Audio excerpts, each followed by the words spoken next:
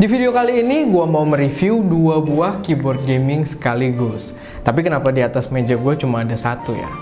Wait.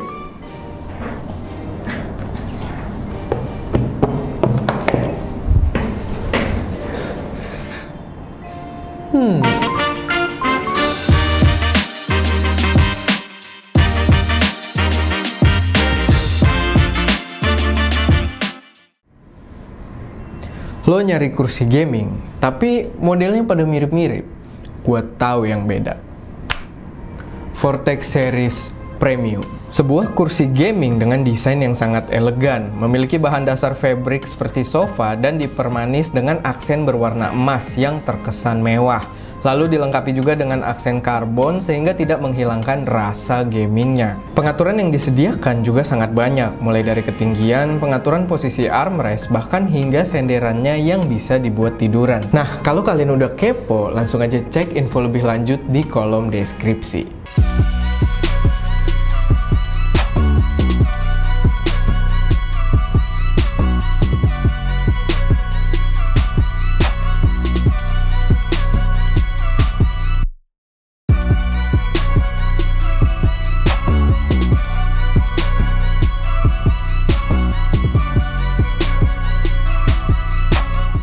Selamat datang di channel SF Media dengan gue Erwin, dan seperti biasa di channel ini kita akan membahas tentang teknologi, produksi konten kreatif, dan review gear gaming kayak video ini. So, kalau kalian baru nemu channel ini dan tertarik dengan kontennya, silahkan subscribe. Beberapa dari kalian pasti udah tahu kalau gue udah lama banget nggak review gear gaming karena gue lagi berusaha untuk memperluas konten produktif kita. Walaupun kemarin ada kursi gaming sih.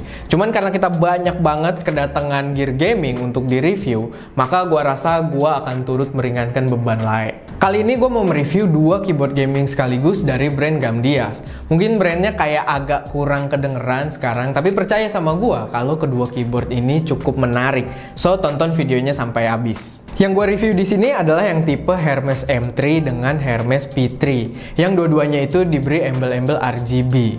Mungkin karena itu adalah fitur yang udah wajib banget buat keyboard gaming zaman now. Kalau kita lihat dari segi penampilan, kedua keyboard ini jelas berbeda. Yang M3 itu TKL, jadi lebih kompak, sedangkan yang P3 terbilang cukup besar karena dia full size dan dikelilingi oleh bodi plastik berwarna hitam yang terlihat cukup kokoh. Tapi tidak berasa demikian. Gue sih beranggapan kalau soal penampilan itu sangatlah subjektif. Tapi kalau menurut gue pribadi, kedua keyboard ini memiliki skema warna yang sangat netral, tanpa ada aksen-aksen gaming yang lebay. So, gimana kalian ngatur backlightnya aja nantinya. Mau kelihatan simple dan terkesan produktif, atau kelihatan heboh kayak diskotik.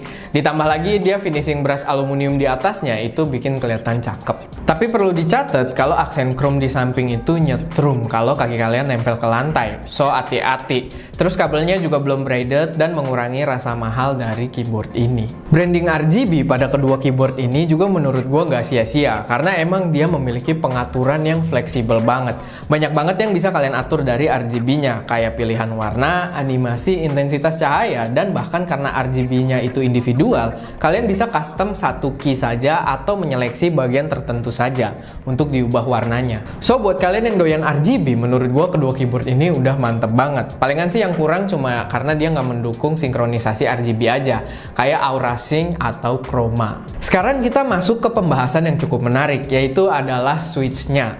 Pertama kali gue ngeliat kedua keyboard ini, gue cukup tertarik karena keycaps-nya itu kelihatan tipis dan minimalis. Dan ternyata itu juga disertai dengan low profile switch milik Gamdias sendiri. Menurut gue, switch ini berhasil membuat keyboard mekanik ini terlihat simple dan gak seheboh keyboard mekanik yang lainnya. Yang digunakan di kedua keyboard ini adalah tipe blue switch, yang berarti mereka memiliki feel yang clicky. Cuman karena switchnya itu low profile, travel distance yang dimiliki itu cukup pendek. Dan itu membuat keyboard ini berasa cepet banget buat ngetik, dan gua demen banget. Entah kenapa biasanya gua nggak suka sama blue switch, tapi keyboard ini menjadi pengecualian. Dan buat ngasih gambaran, langsung aja kita tes suaranya.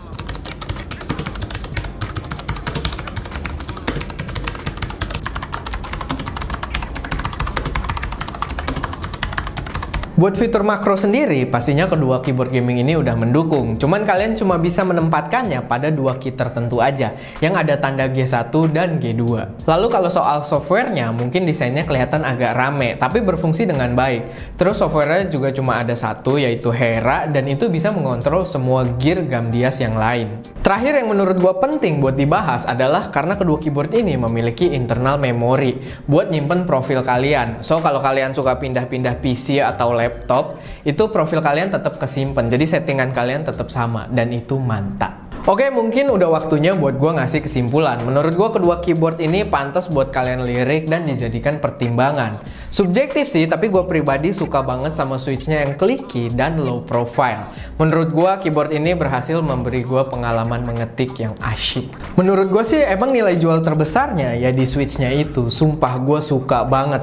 Cuma dengan harga yang bisa dibilang cukup tinggi, mungkin kabel yang braided dan build quality yang lebih bagus bakal lebih masuk akal kayak di plastik ini.